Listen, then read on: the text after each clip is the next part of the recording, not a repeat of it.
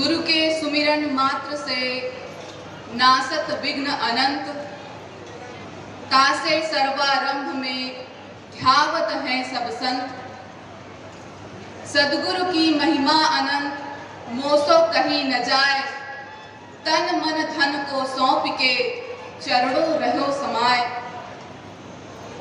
दया गरीबी बंदगी समता सील उपकार, इतने लक्षण साधु के कहे कबीर विचार।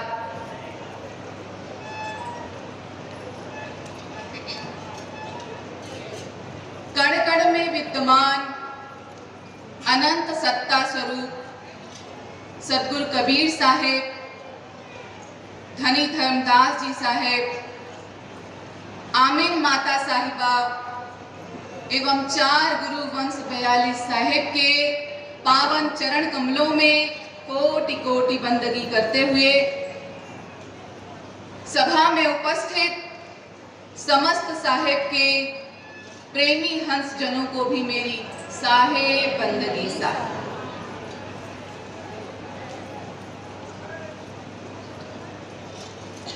आमीन माता महिला मंडल की सभा का आज दूसरा दिवस है। कल की सभा में हम सभी ने साधु भाव पर चर्चा की। साधु मता किसे कहते हैं, साधु कौन है, साधु भाव क्या होता है, इस विषय पर हमने कल विचार किया, चर्चा की। साधु कौन होते? सद्गुरु कबीर साहब इस विषय में कह रहे हैं, नाम सनेही साधुआ पाटन मुख खोले, नाम ले निर्वाण पद बूझे सो बोले। जो बूझे सो सत्य कहे, मुख से असत्य न भाखे, कलह कल्पना मेट के चरणों चित राखे। धुन में ध्यान लगाए रहे, विश्राम न मांडे, बिन बूझे जो आपते बकवाद न मांडे। सार शब्द संग्रह करें, त्यागे सब छोई रे, कहे कबीर तिहु लोक में तत्व वेत्ता सोई। यह साधु की परिभाषा, जो परमात्मा के नाम का स्नेही है, जो परमात्मा के नाम को ही अपने जीवन का आधार मानता है, परमात्मा के नाम को लेते हुए जो निर्वाण अवस्था को प्राप्त कर लेता है, जो मुख से कभी असत्य नहीं कहते, जब भी कहते हैं सत्य ही कहते हैं, और संसार की सारी चिंताओं को, कलह को, कल्पनाओं को छोड़कर अपने सद्गुरु के चरणों में अपना चित्त रखते हैं। साहेब के नाम में अपना ध्यान लगाने वाले सदैव परम शांति की अवस्था में रहने वाले इस संसार में व्यर्थ की बातें नहीं कहते। सार सब संग्रह करें, त्यागे सब छोई रे, कहें कबीर तिहु लोक में तत्व वेत्ता सोई। जो इस संसार में रहकर, संसार से भागकर नहीं, संसार में रहकर संसार की सार वस्तुएं का संग्रह करते हैं, जो इस संसार में सार है वही संग्रह करते हैं, और सभी व्यर्थ की चीजों का, व्यर्थ की वस्तुओं का, व्यर्थ की बातों का त्याग कर देते हैं। इस संसार में वही तत्व वेत्ता साधु, सच्चे साधु हैं, तत्वदर्शी। और ऐसे साधु का दर्शन मिल जाए, ऐसे साधु की संगति मिल जाए तो जीवन सफल। हम सभी पढ़ते हैं, साधु साधु मुख से कहो, पाप भस्म हो जाए, आप कबीर गुरु कहत हैं, साधु सदा सहाय। साधु का नाम लेने से जीवन की सभी कष्ट, कल्पनाएं, कलह, दुख मिट जाते। क्यों मिट जाते हैं? साहेब आगे बता रहे हैं, साध स्वरूपी गुरु हैं, गुरु स्वरूपी आप मनसा वाचा कर्मणा कहें कबीर सतभाव। साहेब कह रहे हैं कि यह बात मनसा वाचा कर्मणा बिल्कुल सत्य है कि साधु में गुरु समाये हैं और गुरु तो उस सत्य पुरुष परमात्मा के साकार स्वरूप है। तो जिसके भीतर स्वयं परमात्मा समाये हुए हैं उनकी संगति कर लेना, जीवन को धन्य कर लेना ही तो। साहेब की संगति, साहेब का साथ, साहेब का प्रेम, साहेब की भक्ति, उनका साथ इस संसार में मिल जाए तो यह भवसागर से तरना ही तो हुआ। इस भवसागर में रहकर भवसागर से पार उतर जाना ही तो हुआ। तो साधु की महिमा या साधु का भाव है।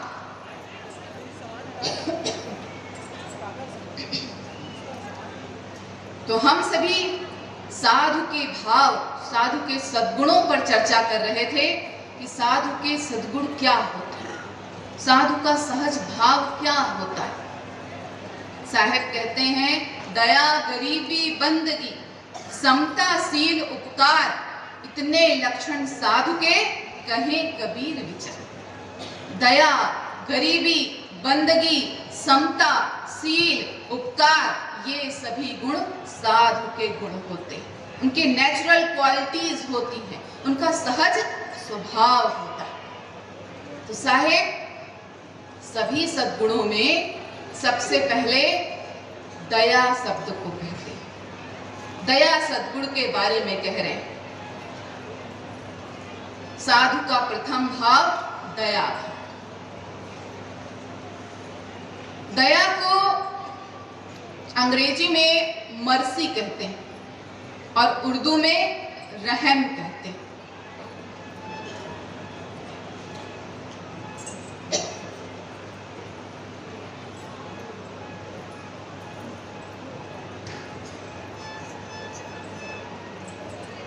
दया के विषय में कहा गया है कि यह परमात्मा का निजी गुण है, परमात्मा का सहज स्वभाव है। Mercy is an attribute knowledge himself, अर्थात दया परमात्मा का निजी गुण है। जो भाव, जो गुण स्वयं परमात्मा का गुण है, उसे एक साधु ही अपने जीवन में धारण कर सकता है। Mercy is an attribute to God himself. परमात्मा का सहज स्वभाव है दया।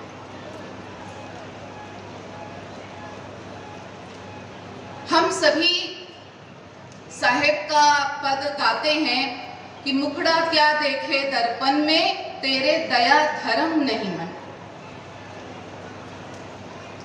किसी मनुष्य की पहचान उसके चेहरे से, उसके वस्त्रों से नहीं होती, वरन उसके भीतर निहित सद्गुणों से होती।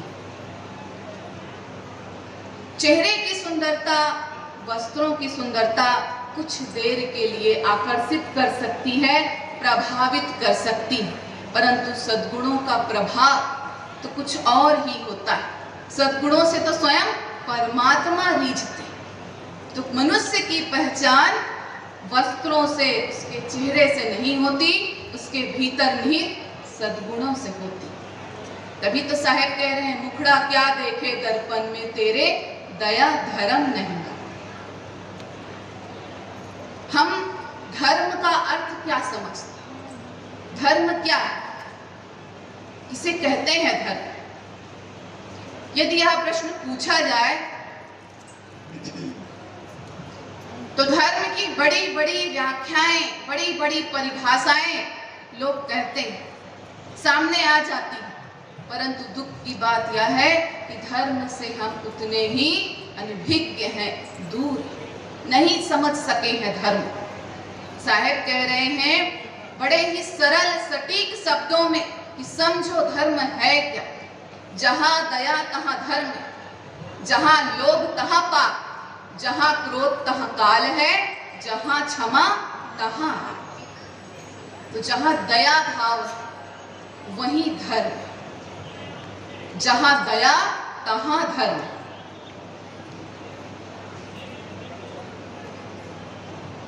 धर्म को हम अपने भीतर निहित सद्गुणों के माध्यम से समझें, और सभी सद्गुणों का जब नाम लेते हैं तो दया शब्द सबसे पहले आता है। तो जहां दया तहां धर्म। धर्म के बाह्य स्वरूप को ही धर्म समझते हुए, धर्म के बाह्य स्वरूप को ही जीव अज्ञानतावश धर्म समझते हुए आपस में वाद विवाद करता है, इस संसार में उलझा फंसा रहता है। किस प्रकार? जो धर्म की बाह्य स्वरूप को धर्म समझ रहे, वो अपने मत, संप्रदाय, मजहब में अलग अलग पूजा पाठ के ढंग, उपासना की विभिन्न पद्धतियों, विभिन्न तरीकों के आधार पर धर्म को अलग अलग समझते हैं। इसी परिभाषा पर, इसी बात पर सभी धर्म अलग अलग मत, मजहब, संप्रदाय में बट गए। विभिन्न पूजा पाठ के ढंग, उपासना की पद्धतियों के आधार पर सब एक दूसरे से अलग अलग हो गए। धर्म अलग होना नहीं सिखाता, एक साथ होना सिखाता है। तो क्योंकि उसके बाह्य स्वरूप को ही धर्म समझ रहे हैं, तो अज्ञानता में फंसे हुए और एक दूसरे से वाद विवाद कर रहे हैं, वो भी धर्म के नाम। देखिए, इस संसार में इससे खतरनाक बात और कोई नहीं कि हम ही सही, हम ही श्रेष्ठ हैं, सर्वश्रेष्ठ हैं, हम ही सही हैं कि यह भावना जीवन में कट्टरता लाती है, जिससे रूढ़िवादिता का भाव हृदय में जागता है। फलस्वरूप मनुष्य स्वयं को ही सही मानकर अपने अपने मत, मजहब, संप्रदाय में कही गई बातों को, पूजा पाठ के ढंग को दूसरे से श्रेष्ठ समझता है और अपनी बात को दूसरे पर थोपने का प्रयास करता है।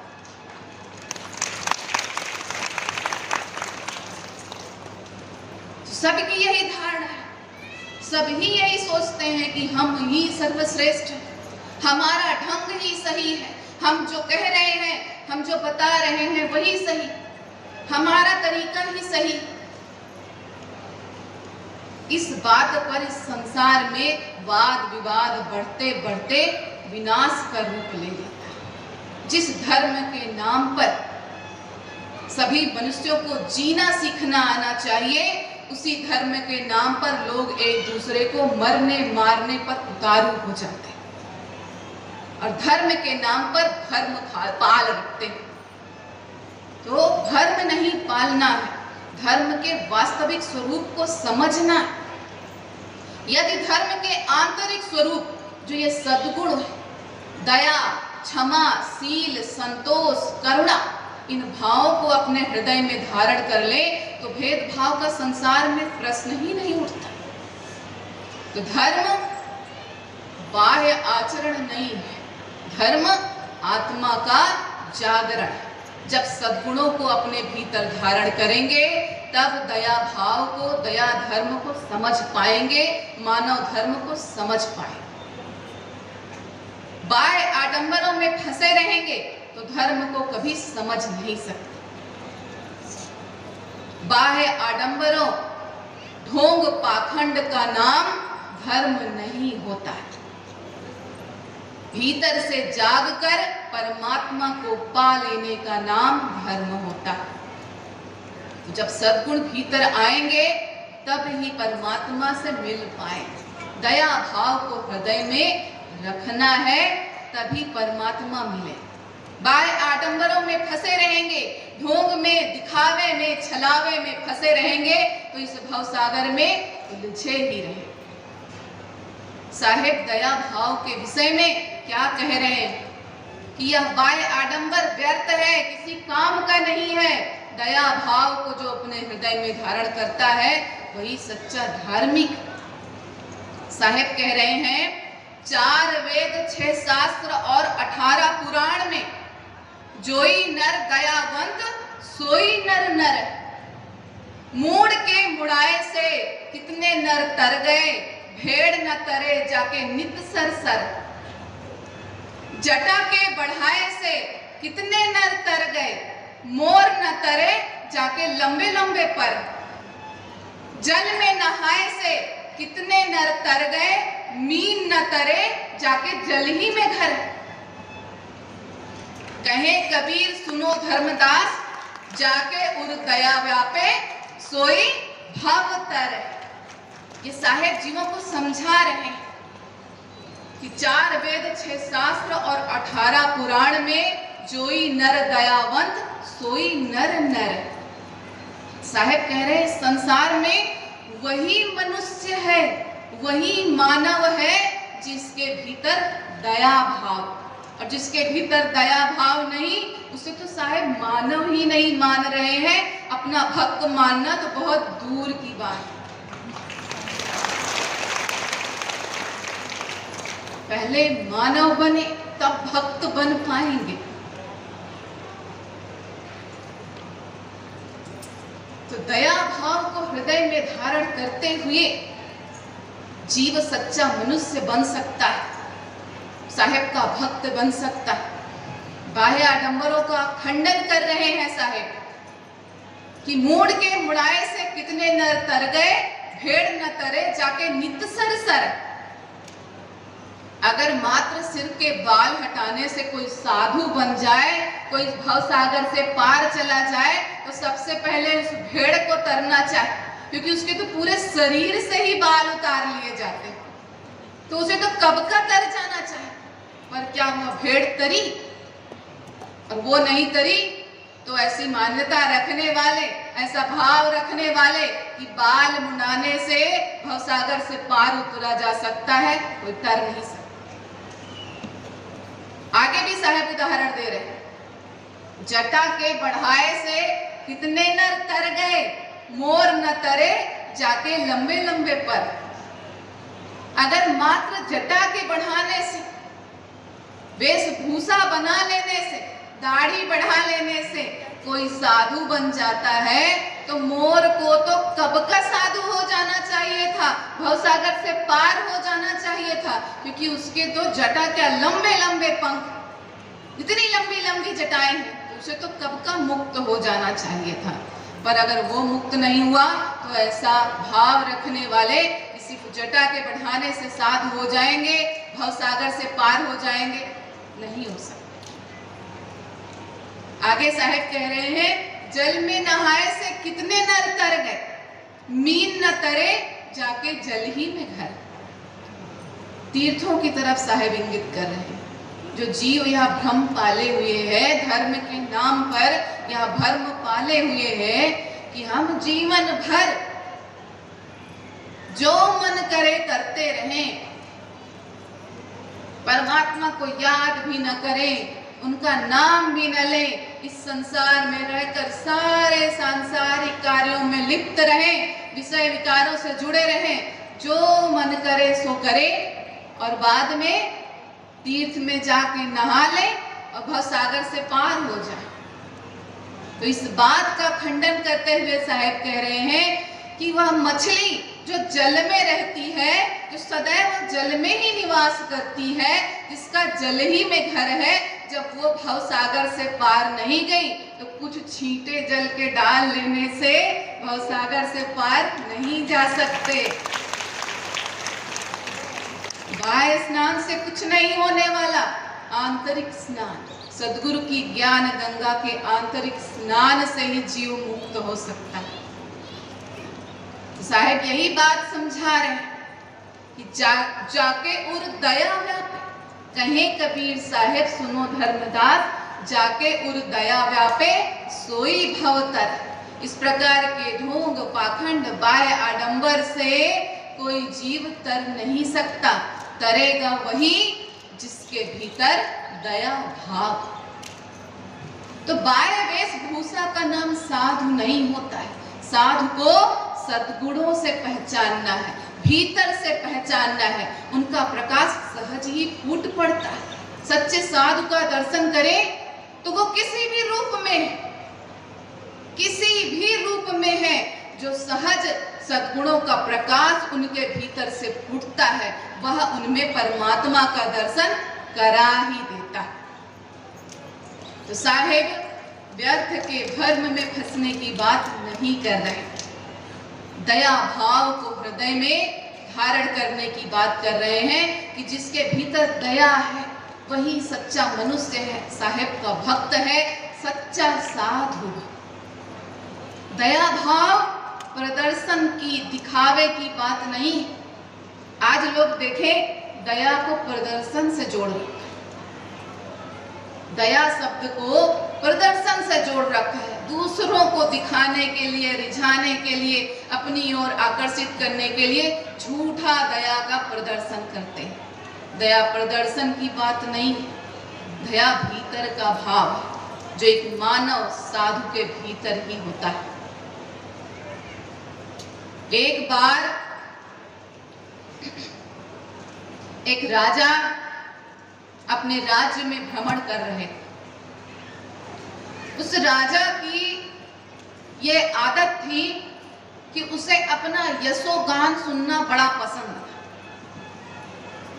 वह अपनी प्रसिद्धि लोगों से सुनना चाहता था कि लोग उसके लिए तालियां बजाएं, झूठी वाहवाही करें, यश गान करें, उसे बड़ा पसंद था, बड़ा ही प्रिय था। अब इस हेतु वह कुछ न कुछ करते रहता था। तो एक बार वह अपने राज्य में भ्रमण कर रहा था। अचानक उसने देखा कि राज्य में एक शिकारी बहुत सारे पक्षियों को पिंजड़े में बंद करके चला जा रहा है। राजा के मन में वही झूठा यशोगान गुबलने लगा और इस हेतु उसने उस शिकारी को, चारों तरफ प्रजा की भीड़ लगी थी, सबके सामने उसने शिकारी को अपने पास बुलाया और उचित मूल्य देकर, जो उसने मूल्य बताया उन पिंजड़ों का, वह मूल्य देकर सारे पिंजड़े पक्षियों के खरीद लिए और खरीदकर सबके दरवाजे खोलकर पक्षियों को उड़ा दिया।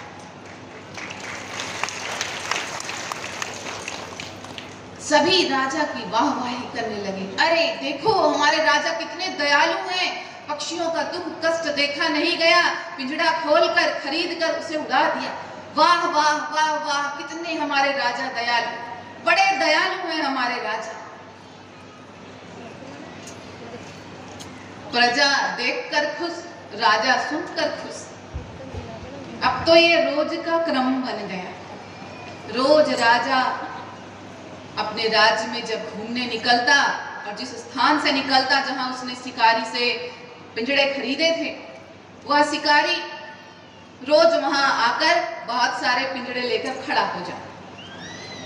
और उस शिकारी ही क्यों, बाकी शिकारी क्यों पीछे रहे, उस शिकारी के पीछे और बहुत से राज्य के शिकारी खूब सारे पिंजड़े लेकर लाइन से खड़े हो जाते, क्रम लगाकर खड़े हो जाते। राजा सबसे पिंजड़े खरीदता, पक्षियों को आजाद करता, लोग ताली बजाते, राजा की दयालुता पर वाहवाही करते।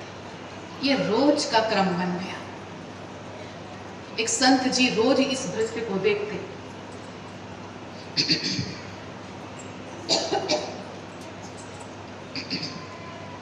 संत जी रोज इस दृश्य को देखते, उन्हें बड़ा दुख हुआ, कष्ट हुआ कि ये राजा कैसी मूर्खता कर रहा है। वह राजा से मिलने का निश्चय कर संत जी राजा के दरबार में पहुंचे और राजा से कहा, महाराज मैं आपसे बात करना चाहता हूं। राजा ने कहा, बताइए संत जी आप क्या कहना चाहते हैं। संत जी ने कहा, महाराज आप जो रोज इतने पिंजड़ों को खरीद कर पक्षियों को मुक्त करते हैं, ये किस लिए करते हैं। राजा ने कहा, मेरे भीतर दया भाव है, उस दयालुता के कारण मैं पक्षियों को मुक्त कर देता। संत जी ने कहा, नहीं, ये आप दया भाव के कारण नहीं करते, ये आप दयालुता के प्रदर्शन के नाम पर करते हैं।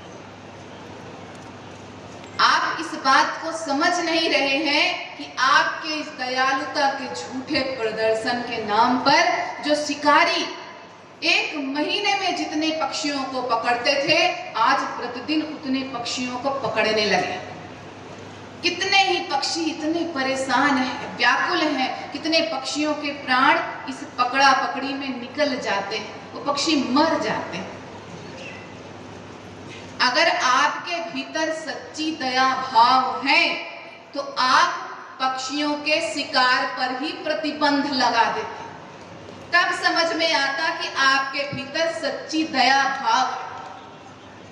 तो दयालुता प्रदर्शन की बात नहीं है, झूठे दिखावे के नाम पर आप पक्षियों को मुक्त करने के नाम पर, समाज को दिखाने के नाम पर, दयालुता के प्रदर्शन के नाम पर जो यह कृत्य कर रहे हैं, इसके पीछे कितने शिकारियों को बढ़ावा मिल रहा है। वह इस बात को नहीं समझ रहे हैं कि अनजाने में कितने पक्षी दुखी हैं, परेशान हैं, मर जा रहे हैं। तो अगर दया भाव सच में है, पक्षियों की पीड़ा आपको समझ में आ रही है, तो आप उनके शिकार पर ही प्रतिबंध लगा दें, तब आपके भीतर दया भाव का दर्शन होगा। तो तुलसीदास जी यही बात कह रहे हैं, दया धर्म का मूल है, पाप मूल अभिमान, तुलसी दया न छाड़िए जब लग घट में प्राण। जब तक भीतर श्वास है तब तक दया भाव को भीतर से जाने न दे, छूटने न दे, व्यर्थ का दिखावा न करे, भीतर से दया भाव को समझे। दया का जीवन में बड़ा महत्व है। कहा गया है कि यदि इस दुनिया में दया न होती तो शायद यह दुनिया बची न होती। अगर संसार से दया शब्द को हटा दो,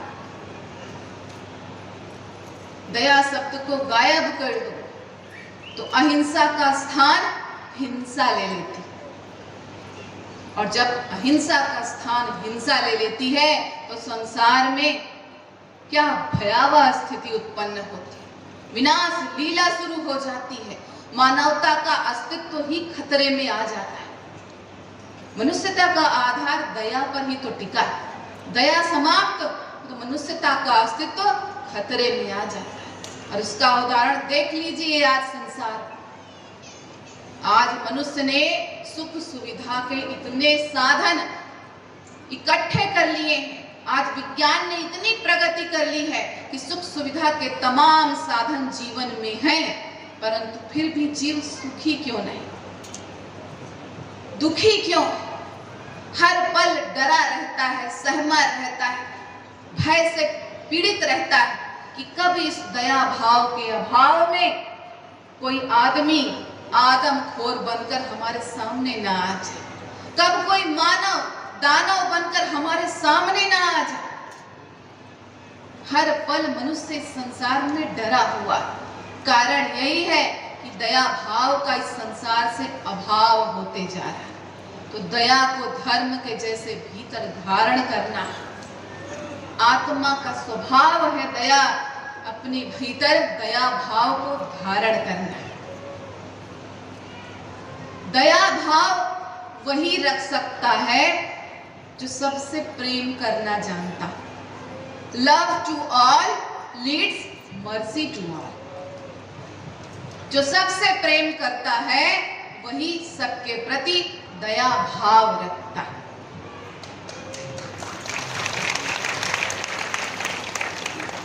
हम कबीरपंथी जन इस बात को तो और अच्छे से समझ सकते हैं। हमारे साहेब कबीर साहब हमें क्या कह रहे हैं? ई घट चंदा, ई घट तूर, ई घट अनहत बाजे तू, ई घट अंतर बाग बगीचे, इसी में सिरजनहारा, ई घट अंतर सात समंदर, इसी में नौ लखतार, ई घट अंतर अनहद बाजे, इसी में उठे फुहारा, और कहे कबीर सुनो भाई साधो, इसी में साईं हमारा। साहेब हमें क्या समझा रहे हैं कि वह सत्य पुरुष परमात्मा प्रत्येक जीव के घट में विद्यमान। प्रत्येक जीव के भीतर वो परमात्मा है और हमें उनका दीदार करना है। हमारा कबीर पंथ, हमें कबीर साहब यही तो समझाते हैं कि प्रत्येक जीव के भीतर परमात्मा का दीदार करो और अपने जीवन को धन्य करो। अब सच बताइए कि यदि प्रत्येक जीव के भीतर परमात्मा का दीदार होगा तो क्या कोई जीव किसी के साथ निर्दयता का व्यवहार कर सकता है? नहीं कर सकता। साई के सब जीव हैं कीड़ी कुंजर दोए, कापर दाया कीजिए कापर निर्दय। जब हम इस बात को समझ गए कि प्रत्येक जीव के भीतर परमात्मा विद्यमान है तो निर्दयता का प्रश्न उठता ही नहीं। सबसे प्रेम ही तो करेंगे, सबके प्रति दया भाव ही तो रखेंगे। और अगर नहीं रखते तो हम कैसे कबीरपंथी? हमें इस बात को समझना है और दया भाव को अपने भीतर धारण करना। आज देखें, मनुष्य मात्र जीवा के स्वाद के नाम पर या धर्म के नाम पर जीव हत्या किए जा रहा है। जीव हत्या किए जा रहा है। पैर में कांटा चुभ जाए तो कितनी पीड़ा होती है, कितना कष्ट होता है, कितनी तकलीफ होती, परंतु उस निरीह जानवर को कभी जीव के स्वाद के नाम पर, कभी धर्म के नाम पर मारते जा रहे हैं। उसकी दुख का, उसकी पीड़ा का अनुभव भी नहीं करते। कैसे मानव स्वयं की पीड़ा दूसरे की पीड़ा का कोई अर्थ, उसकी जुबान नहीं समझ सकते तो उसके भाव को भी नहीं समझ सकते। कैसे मानव दानव बना बैठा है। मात्र जीव के स्वाद के नाम पर जो जीव को मार देते हैं, उस जीव को साहिब, जो जीव को मार रहे हैं, ऐसे लोगों के बारे में साहिब क्या कह रहे हैं? मांसाहारी मानवी प्रत्यक्ष राक्षस जान, ताकि संगति मत करो होए भक्ति में।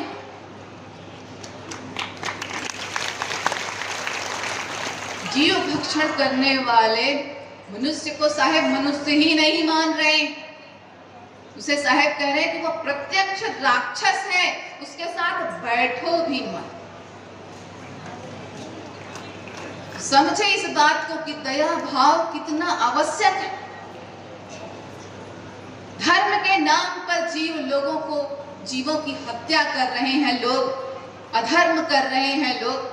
नाम धर्म का लेते हैं और कर्म करते हैं अधर्म। हिंदुवन की दया मेहर तुर्कन की, दोनों घटके त्यागी। हिंदुवन की दया मेहर तुर्कन की, दोनों घटके भागी।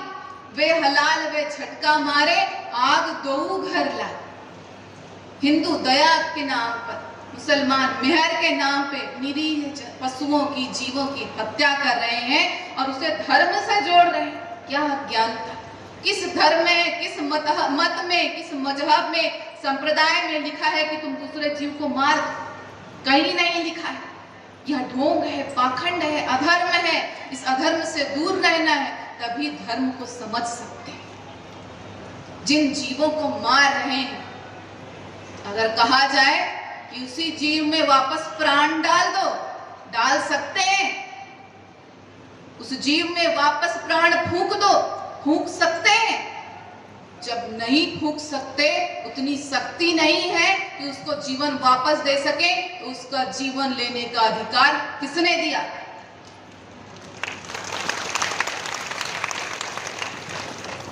किसी को भी यह अधिकार नहीं।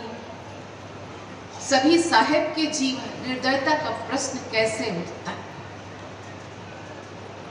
और कितना भी अधर्म करते रहो, अगर यह कर्म कर रहे, जीव हत्या कर रहे हो, जीव हिंसा कर रहे हो, तो संसार में फिर कुछ भी कर लो, जीवन का कल्याण हो ही नहीं सकता। जीव मत मारो बापुरो, सब घट एक ही प्राण। जीव हत्या नहीं छूटी है, खेती को पढ़ो करो। कितने भी पुराण पढ़ लो, ग्रंथों को पढ़ लो, जब तक कर लो, कुछ भी साधन कर लो, पर अगर जीव हत्या कर रहे हैं तो इस संसार से मुक्त नहीं हो सकते। तो दया भाव को हृदय में धारण करना है, हिंसा से दूर होना। हिंसा 3 प्रकार की होती, मन से की गई हिंसा, वचन से की गई हिंसा और कर्म से की गई हिंसा। सबसे पहले मन से की गई हिंसा। किसी भी जीव के प्रति बुरा विचार मन में लाना। यदि सामने वाले जीव से शक्तिशाली नहीं है, उतना सामर्थ्य नहीं है, तो सबसे पहले मन से हिंसा करते हैं। उस जीव के प्रति, उस मनुष्य के प्रति बुरा भाव, बुरे विचार, दुर्भाव मन में लाते हैं। ये मन की हिंसा। फिर अगर उसके बराबर शक्तिशाली है तो उसे वचनों के माध्यम से आहत करते हैं, वचनों से हिंसा करते हैं। इतने कड़वे, इतने बुरे शब्द लोगों को बोलते हैं कि आत्मा आहत हो जाती है। ऐसे लगता है कि इतने बुरे शब्द कोई मानव बोल सकता है? नहीं बोल सकता। इतनी पीड़ा पहुंचाते हैं अपने कड़वे शब्दों से, अपने बुरे शब्दों से, कि जीव परेशान होकर, दुखी होकर, कष्ट होकर, तनाव में आकर स्वयं के प्राण लेने के बारे में सोच लेता है, आत्महत्या के बारे में विचार कर लेता है, आत्महत्या कर लेता है। तो ऐसी जुबान की तलवार चलाने से क्या लाभ? वचन की हिंसा ही तो है।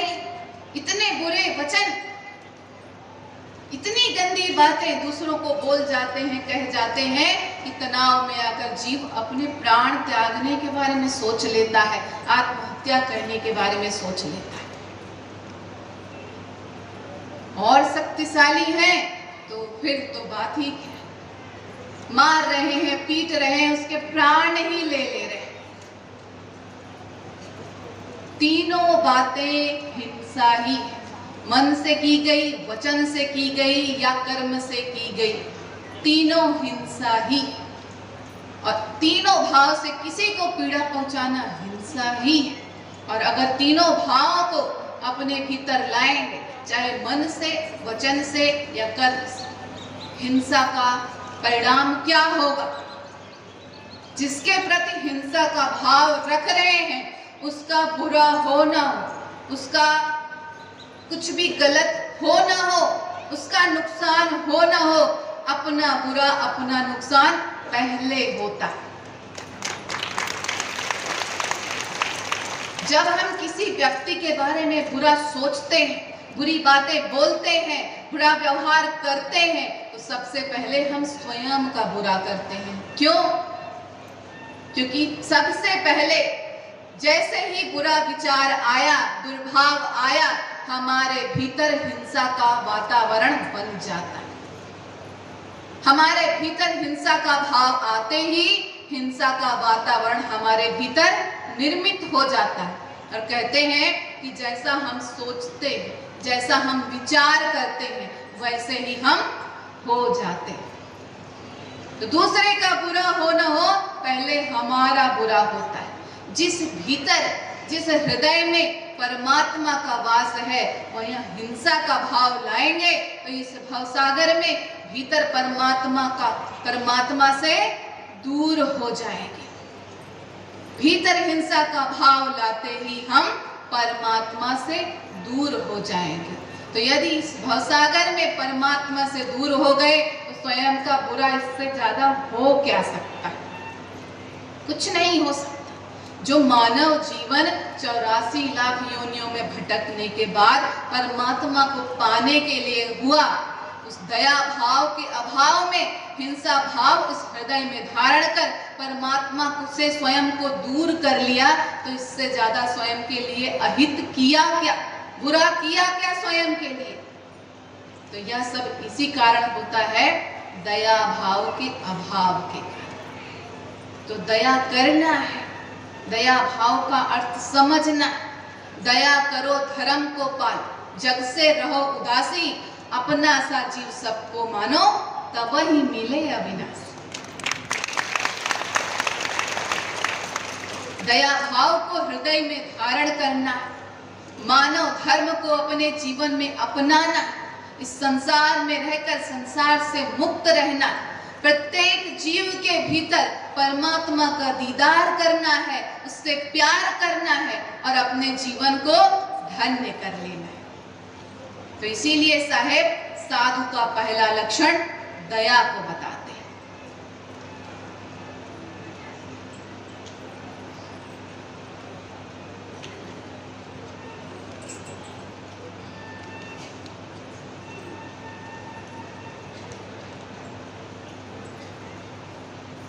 साधु का दूसरा लक्षण बताते हुए कबीर साहब कहते हैं गरीबी। साधु का दूसरा लक्षण है गरीबी। गरीबी का अर्थ साधारणतया लोग समझते हैं कि जिसके पास धन नहीं, दौलत नहीं, संपत्ति नहीं है, वो गरीब है।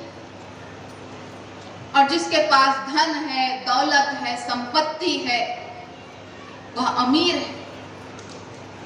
परंतु यह बताइए कि यदि किसी भी मनुष्य के पास कितनी भी धन दौलत हो, सुख संपत्ति हो, ऐश्वर्य हो, नौकर हो, चाकर हो, बड़े बड़े बंगले हो, गाड़ियां, पर यदि उसके जीवन में सुख नहीं, शांति नहीं है, आनंद नहीं है, उसके मुख में मीठी जुबान नहीं है, उसकी व्यवहार में विनम्रता नहीं है, तो ऐसी अमीरी किस काम? ये तो वही बात हुई कि बाहर वैभव दूना और भीतर अंतर सूना। भीतर से सद्गुण नदारद है, लुप्त है, तो ऐसी अमीरी किस काम? सभी संतों ने एक मत से सद्गुणों को ही सच्चा धन बताया। यह सांसारिक माया किसके साथ गई? किसी के साथ नहीं जाती। इस धरा पर सब कुछ यहीं धरा रह जाता है। जीव एक सुई तक इस संसार से नहीं ले जा पाता, परंतु फिर भी इस माया के पीछे भाग रहा है, अंधाधुंध भाग रहा है। विश्व विजेता सिकंदर जब इस संसार से गया तो कुछ लेकर गया। सिकंदर गया जब इस दुनिया से, सारे हाली बेहाली थे, पड़ी रह गई दौलत सारी, दोनों हाथ खाली थे। क्या ले गया सिकंदर? कुछ नहीं, पर लोगों को यह सीख दे गया, ये माया किसी के साथ जाने वाली नहीं है। और क्यों यह सीख दी? एक कील बहुत समय से उसके हृदय में गड़ी हुई थी। कौन सी कील? जब सिकंदर विश्व विजय पर निकला, बहुत सारे देशों को जीतते हुए जब भारत से अपने देश जाने लगा, तब मार्ग में एक जंगल पड़ा। जंगल में सिकंदर ने देखा कि एक संत अपनी कुटिया के बाहर आराम कर रहे हैं। एक करवट में लेटे हुए एक संत जी आराम कर रहे हैं। सिकंदर उनके सामने से निकला। संत जी के चेहरे पर कोई भाव नहीं आया, वो आनंद मग्न मुद्रा में लेटे हुए। यह देखकर सिकंदर को बड़ा क्रोध आ गया और वह संत जी के सामने जाकर खड़ा हो गया। बोला, क्या आपको पता नहीं कि मैं विश्व विजेता सिकंदर हूं? आप मुझे नमन नहीं करते, आप मेरा अपमान कर रहे हैं।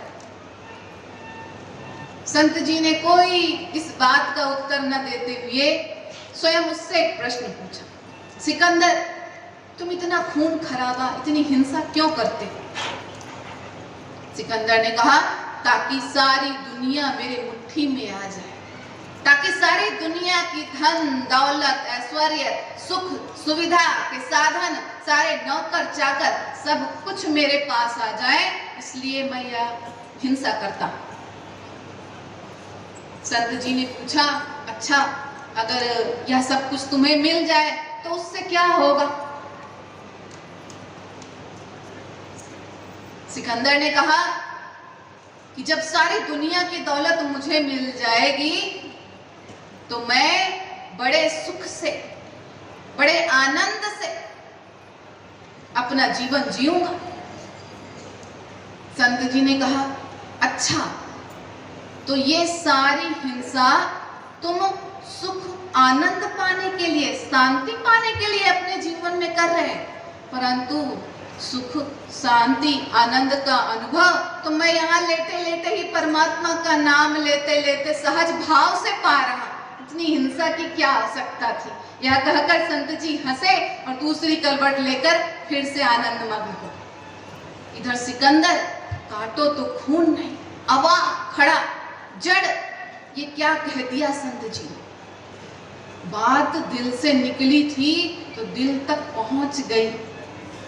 जड़ खड़ा हो गया कि ये मैंने क्या किया अपने जीवन, इतनी हिंसा, इतना खून खराबा मैंने सिर्फ अपने जीवन में सुख शांति पाने के लिए की, जो मुझे परमात्मा का नाम लेते सहज ही मिल जाते। तो वो लौट तो गया अपने देश, पर यह साहेब के, यह संत जी द्वारा कही गई बात कील जैसे जीवन पर्यंत उसके दिल में गड़ी रही, उसके हृदय में गड़ी रही। और जब उसका अंत समय आया, तब सारी कीलें, जब अंत समय आता है तब सारी कीलें जो हृदय में गड़ी है निकलती, उसकी भी निकली। सिकंदर ने अपने सारे दरबारियों को, अपने सारे अधिकारियों को अपने पास बुलाया और कहा कि जब सिकंदर इस दुनिया से जाए तो उसके दोनों हाथ बाहर खुले खाली निकाल देना, ताकि दुनिया को समझ में आए कि जब विश्व विजेता सिकंदर इस दुनिया से कुछ नहीं ले जा पाया तो कोई क्या ले जाए।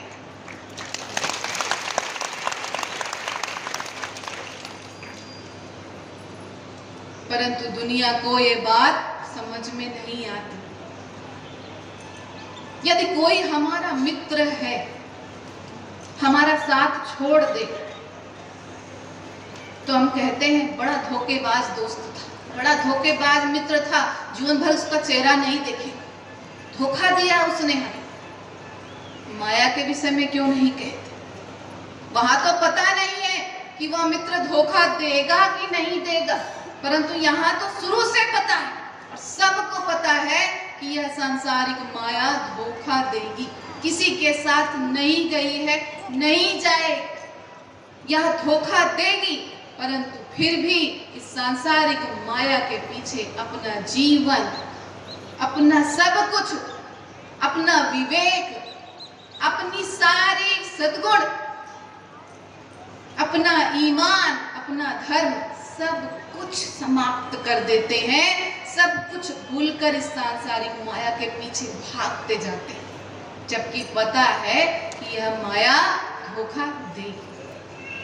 तो इसीलिए साहेब कह रहे हैं, गौधन गजधन बाजधन और रतन धन खान, जब आवे संतोष धन सब धन धूल सम। जब भीतर संतोष का भाव आ जाता है तो फिर यह संसार की सारा धन, उस धन के, संतोष धन के आगे कुछ नहीं है, तुच्छ है ये। तो ऐसे धन का संग्रह करना है। सांसारिक धन से समस्याएं समाप्त कहाँ होती? जब धन नहीं था तब सोचते थे क्या खाएं, भूख लगी है क्या खाएं। अब धन आ गया तो सोचते हैं कि ऐसा क्या खाएं कि भूख ही न लगे, ताकि वो समय भी बचे हाय पैसा जोड़ पैसा करने। जब धन नहीं था तब सोचते थे क्या पहने, और जब अब जीवन में धन आ गया तो अब भी समस्या वही बनी हुई है कि क्या पहने। इतने ज्यादा ऑप्शन हो गए हैं कि इंसान सोचता है कि क्या पहने, सोच नहीं पाता। परेशान तो अब भी है, समस्या तो अब भी बनी है। धन से किसका भला होता है, किसकी समस्या सुलझती। इस धन को पाने के लिए मनुष्य अपनी सेहत को दांव पर लगा देता है, दिन रात बस पैसा जोड़, पैसा जोड़, पैसा जोड़। यही भाव हृदय में, मन में बना रहता है और इस धन को पाने के लिए अपनी सेहत को गंवाता जाता है। और जब धन आ जाता है तब तक सेहत चली जाती है। अब उस धन को खर्चा करो उस सेहत को वापस पाने के लिए। जब धन नहीं था तो 2 जून रोटी के लाले पड़े हुए थे। अब धन आ गया और धन के साथ साथ सेहत तो चली गई। इतनी बीमारी हो गई, ब्लड प्रेशर हो गया, शुगर हो गया, हार्ट की बीमारी हो गई, हाइपरटेंशन हो गया, इतनी बीमारी शरीर में हो गई कि डॉक्टर सब बंद करवा देते हैं। न मीठा खाना है, न नमक खाना है, न दूध पीना है, न शक्कर खाना है, न घी खाना है, न ये सब्जी खानी, न ये अनाज खाना। अभी भी तो 2 जून की रोटी के लाले ही पड़े हुए हैं। तो धन है या नहीं, समस्या तो वही बनी हुई। तो कारण यही है कि धन से हम सुख सुविधा के साधन खरीद सकते हैं, सुख नहीं खरीद सकते। धन से हम भोजन खरीद सकते हैं, भूख कहां से लाएंगे? धन से हम बड़े बड़े बिस्तर खरीद सकते हैं, नींद कहां से लाएंगे? धन से सिर्फ सुख सुविधा के साधन ही खरीदे जा सकते हैं, सुख को खरीदा नहीं जा सकता।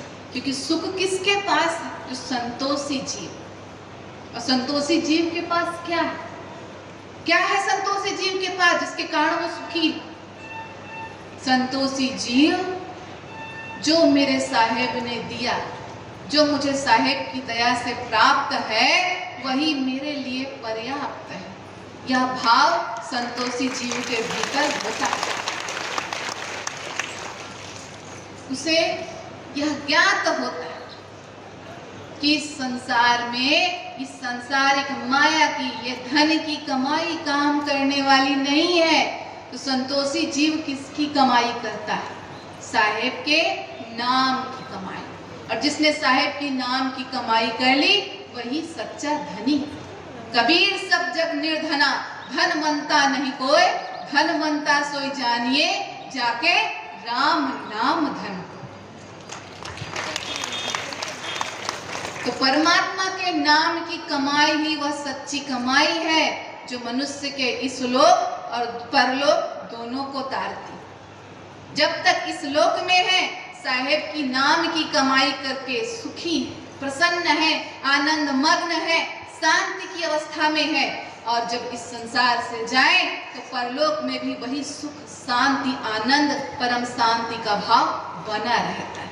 तो जो सुख दे उस धन की कमाई करनी है, जो सिर्फ दुख दे, कष्ट दे, तनाव दे, चिंता दे, ऐसे धन का संग्रह क्या करना। तो जो संतोषी जीव होता है वो साहेब के नाम की कमाई करता है।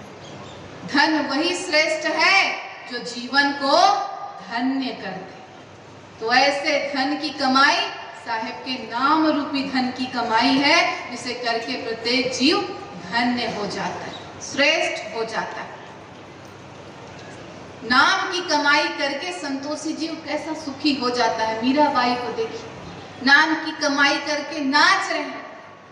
पायो जी मैंने नाम रतन धन पाया, सत्य की नाव खेवटिया सदगुरु, भाव सागर तरियाए। वस्तु अमोलिक दई मेरे सदगुरु, कृपा करे अपना। खर्च न खूटे, चोर न लूटे, दिन दिन बढ़त सवायो। मीरा के प्रभु गिरधर नागर, हरस हरस यस गायो। तो जो संतोषी जीव होता है, जो साहेब के नाम की कमाई करता है, वो ऐसे ही जीवन भर सुख शांति आनंद में मग्न रहता है, झूमता रहता है। क्योंकि इस धन को प्राप्त करने के बाद न कोई डर है, न कोई भय है, न कोई चिंता है, तो सिर्फ सुख शांति परम आनंद का भाव। देखिए, विचार करिए,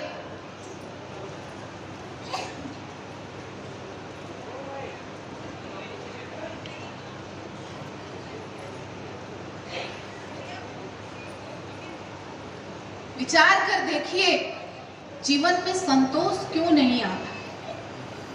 सोचिए कि जीवन में संतोष क्यों नहीं आता, मनुष्य को संतुष्टि क्यों नहीं मिलती? क्यों इस संसार की सारी धन दौलत, पद प्रतिष्ठा, ऐश्वर्य, साम्राज्य मिल जाने के बाद भी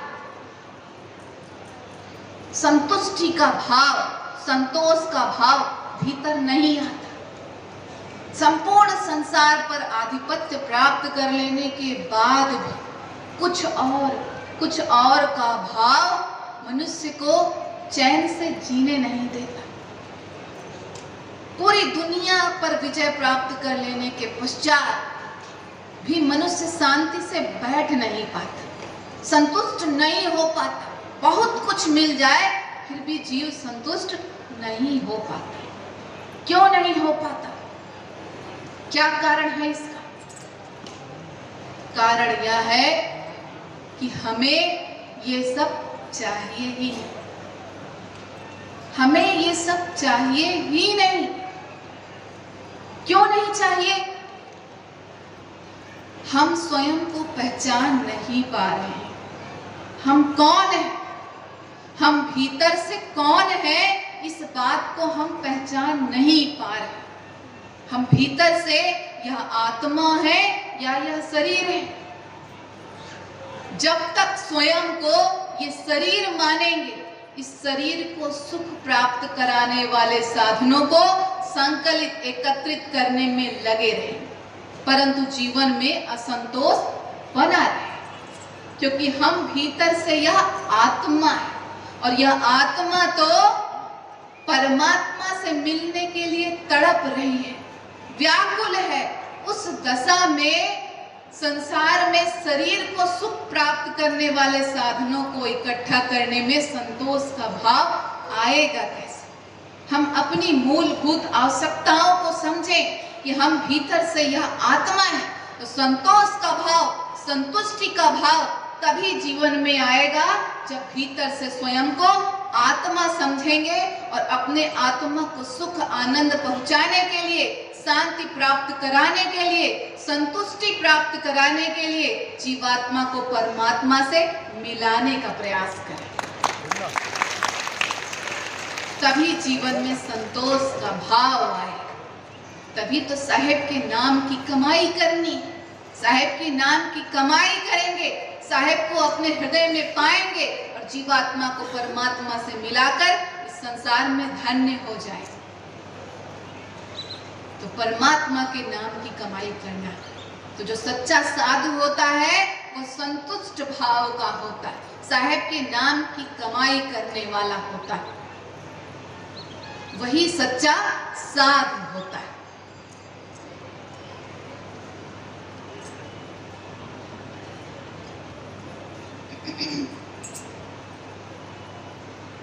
कबीर साहब कहते हैं, साधु भूखा भाव का, धन का भूखा ना है। जो धन का भूखा रहे सो तो साधु है।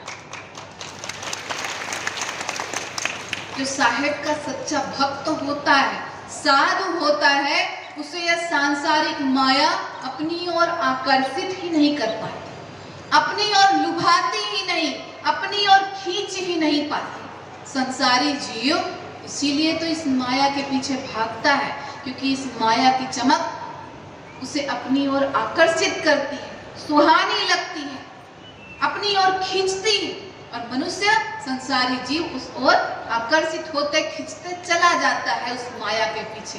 परंतु जो साधु होता है वो अपने साहेब के ज्ञान के आलोक में इस प्रकार आलोकित होता है, वो अपने सतगुरु के प्रेम में इस प्रकार प्रकाशित होता है कि सांसारिक माया की तुच्छ चमक उसे दिखती ही नहीं, अपनी ओर आकर्षित ही नहीं करती, लुभाती ही नहीं, तो वह साधु उस ओर सांसारिक माया की ओर जाता ही नहीं, उससे यह माया तुच्छ लगती। तभी तो साहेब कह रहे हैं कि साधु भूखा भाव, वो तो अपने साहेब के प्रेम का, भक्ति का, उनके ज्ञान का भूखा होता है। सांसारिक माया उसे अपनी ओर खींचती तक नहीं, और वही सच्चा साधु होता है। तो गरीबी का अर्थ हम समझें, गरीबी का अर्थ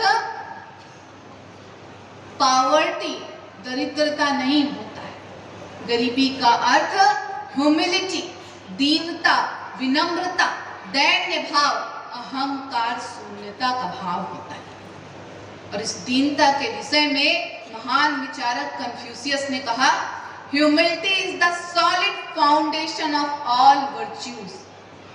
अर्थात विनम्रता, दीनता सद्गुणों का, सभी सद्गुणों का मूलभूत आधार, जिस पर सभी सद्गुण टिके हुए हैं, उसका आधार यह दीन भाव है। तो इस भाव के अर्थ की महत्ता को समझे। जो दीन है, विनम्र है, दैन्य है, अहंकार शून्य है, वही सच्चा साधु है। इस दैन भाव की महानता को समझे कि साहेब कहते हैं कि परमात्मा ने स्वयं बांटते समय जो साहेब का भक्त है, साहेब का जीव है, उसे यह दीनता, यह विनम्रता देते हैं। और जो लड़ाई करने वाला दुंदर जीव है, अहंकारी जीव है, उसे अभिमान सौंपते। और अपने अभिमान के कारण जीव परमात्मा से दूर हो जाता है।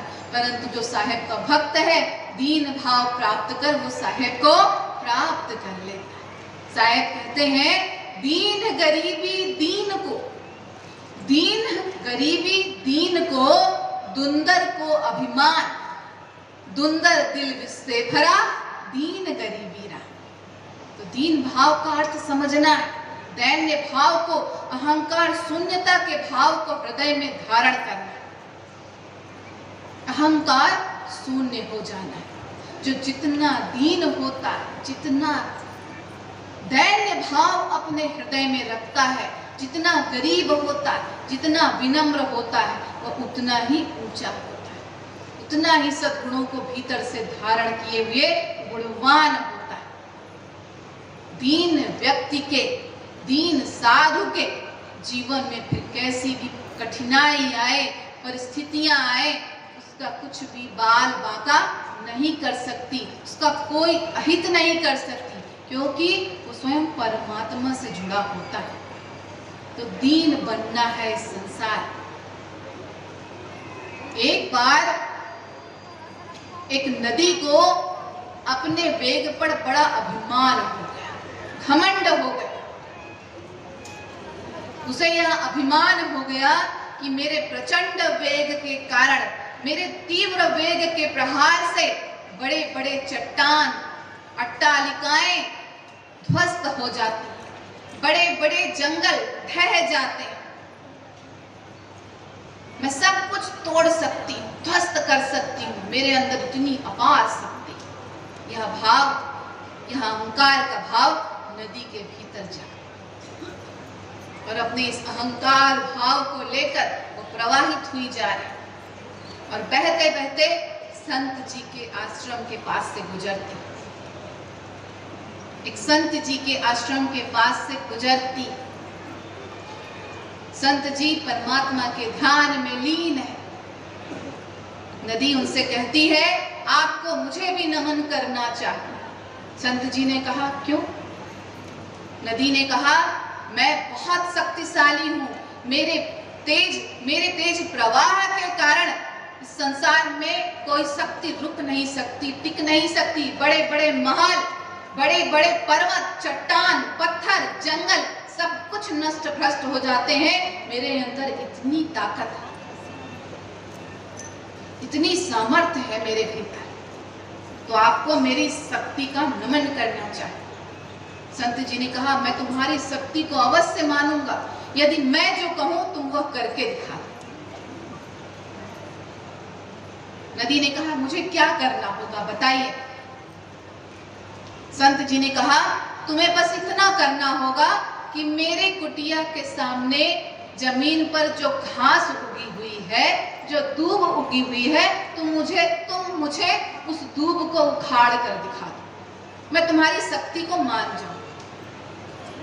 नदी हंसते हुए बोली, इसमें कौन सी बड़ी बात?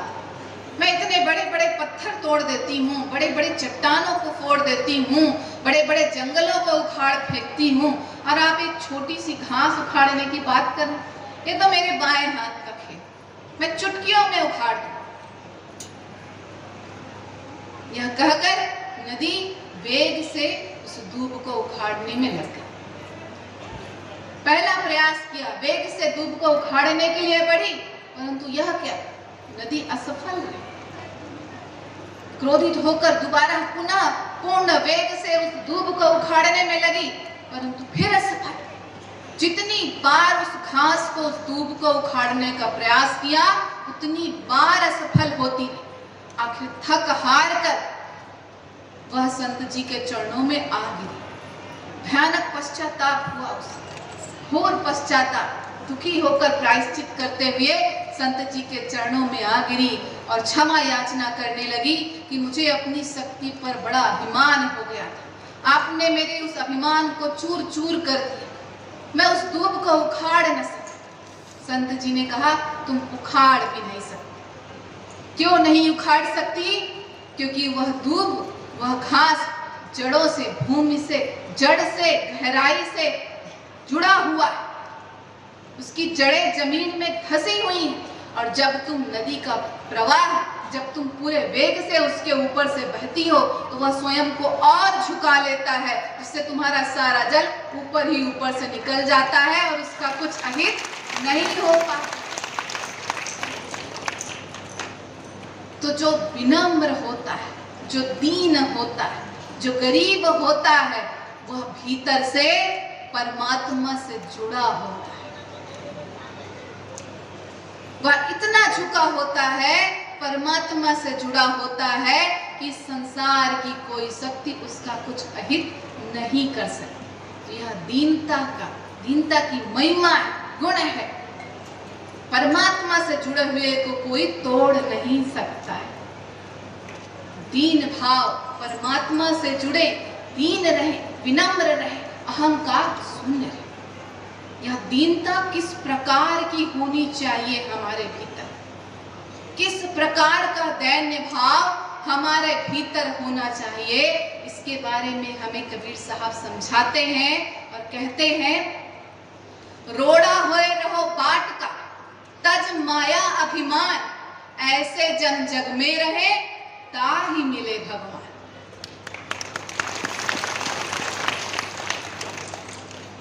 जैसे रास्ते का कंकड़, जैसे रास्ते का छोटा सा पत्थर है, उतने छोटे हो जाओ, उतने दीन हो जाओ, उतने विनम्र हो जाओ, तब साधु को, भाव को समझ पाओगे और परमात्मा को प्राप्त कर पाओ। तो इतना दीन होना है जैसे रास्ते का छोटा कंकड़। इसके आगे साहेब जीव को और समझाते। साहेब कहते हैं, रोड़ा भया तो क्या भया, पंथी को दुख दे, साधु ऐसा चाहिए जो मार्ग की खेत। रोड़ा बनने से भी काम नहीं चलेगा। साहेब इसके आगे जीव को समझा रहे हैं कि रोड़ा बनने से भी काम नहीं चलेगा, और विनम्र होना है, और दीन होना। जब छोटा रास्ते का पत्थर, कंकड़ रास्ते पर चलने वाले पथिकों, राहगीरों के पैरों में चुभता है, तो उससे उन्हें पीड़ा होती, उन्हें कष्ट होता है। तो इतना दीन होने से काम नहीं चलेगा, और दीन होना है, और विनम्र होना है, और झुकना है, और क्या बन जाना है, जो मार्ग की खेत, रास्ते की धूल बन जाओ, तब साधु बन सको। आगे साहेब और कह रहे हैं, यहीं पर नहीं, और आगे भी साहेब कह रहे हैं कि खे भया तो क्या भया, उड़ी उड़ी लागे अंग, साधु ऐसा चाहिए जो पानी को रंग। अर्थात मात्र धूल बनने से भी काम नहीं चलेगा। क्यों? क्योंकि धूल भी जब उड़ती है तो लोगों की आंखों में पड़ती है, जिससे लोगों को पीड़ा होती है, दुख होता है, कष्ट होता है, तकलीफ होता है। शरीर को धूल दूषित कर देती है धूल। तो धूल बनने से भी काम नहीं चलेगा, और विनम्र होना है, और दीन होना है, और दीन कर क्या हो जाना है? पानी जैसा, पानी जैसा शीतल बन जाओ, सबको शीतलता प्रदान करो। साहेब और आगे कह रहे हैं, इसके आगे साहेब और कह रहे हैं कि पानी भया तो क्या भया, ताता सीता होए, साधु ऐसा चाहिए हरि भज निर्मल। पानी बनने से भी काम नहीं चलेगा, क्योंकि पानी कभी ठंडा होता है, कभी गर्म होता है, जिससे लोगों को असुविधा होती है, तकलीफ होती है, पीड़ा होती है। तो जल बनने से भी काम नहीं चलेगा, और अधिक दीन बनना है, हीन बनना है, विनम्र बनना है, दैन्य बनना है। क्या बनना है? हरिभज निर्मल। निर्मल हो जाओ, निर्मल हो जाने की बात कह रहे हैं साहब। निर्मल होकर साधु बन जाओ, इतने दीन बन जाओ कि निर्मल हो जाओ। साहेब और आगे भी कह रहे हैं, निर्मलता के आगे भी साहेब कह रहे हैं, निर्मल भया तो क्या भया, निर्मल मांगे ठौर, मल निर्मल से रहित है ते साधु कोई आओ। निर्मल होने से भी काम नहीं चलेगा, मल है तो निर्मल है, और निर्मलता के पीछे मल है। निर्मलता को भी कोई ना कोई ठौर, ठिकाना, आश्रय, आधार चाहिए जिस पर वह टिक सके। तो निर्मल से आगे होने की बात कह रहे हैं साहब। मल निर्मल से रहित है, मल है तो निर्मल है, मल हटाकर निर्मल किया, परंतु साधना में कमी आई तो निर्मल फिर मल प्रवेश कर जाता है जीवन। तो मल निर्मल से रहित है, अर्थात साहेब हमें द्वंद्वहीन अवस्था की बात बता रहे, द्वंद्वहीन अवस्था में पहुंचने की बात बता रहे। परम ब्रह्म की स्थिति, पार ब्रह्म जैसी दशा, पूर्ण ब्राह्मी स्थिति, चैतन्य जागृत अवस्था की बात कर रहे हैं साहेब। उस द्वंद्व रहित अवस्था में न कोई द्वंद्व होता, न कोई कष्ट होता, निरासक्त निराशंक भाव होता है। मल निर्मल अर्थात वैसे ही समझे कि जैसे राग है तो द्वेष, सुख है तो दुख, प्रेम है तो घृणा, तो जहां सारे द्वंद्व ही समाप्त हो जाए, उस अवस्था, उस पूर्ण चैतन्य जागृत अवस्था में पहुंचने की बात साहेब कर रहे हैं। साथ द्वंद्वहीन अवस्था जीवन में धारण करनी है। इस बात को इस प्रकार से समझे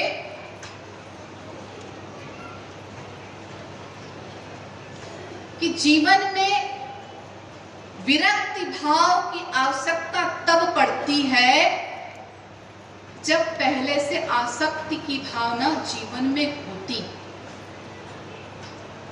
छोड़ने और छूट जाने में बड़ा अंतर होता है। विरक्ति भाव तब होती है, विरक्ति का प्रश्न तब उठता है जब आसक्ति का भाव पहले से भीतर होता है। छोड़ने का भाव तब आएगा जब पकड़ने का भाव भीतर पहले से होगा। विरक्ति का भाव तभी आएगा जब आसक्ति का भाव भीतर पहले से होगा। जब आसक्ति ही नहीं तो विरक्ति का तो प्रश्न ही नहीं उठता। उदाहरण देखें, संसार में मनुष्य घर बार को छोड़ देता है, त्याग के नाम पर घर बार को छोड़ देता है, परंतु घर बार छोड़ने की अकड़ को जीवन भर पकड़ कर रखता है। घर बार छोड़ देता है, परंतु घर बार छोड़ने की अकड़ को जीवन भर पकड़ कर रखता है। तो यह त्याग कैसा त्याग? यह त्याग भी तो कहीं न कहीं भोग का एक उदाहरण ही है।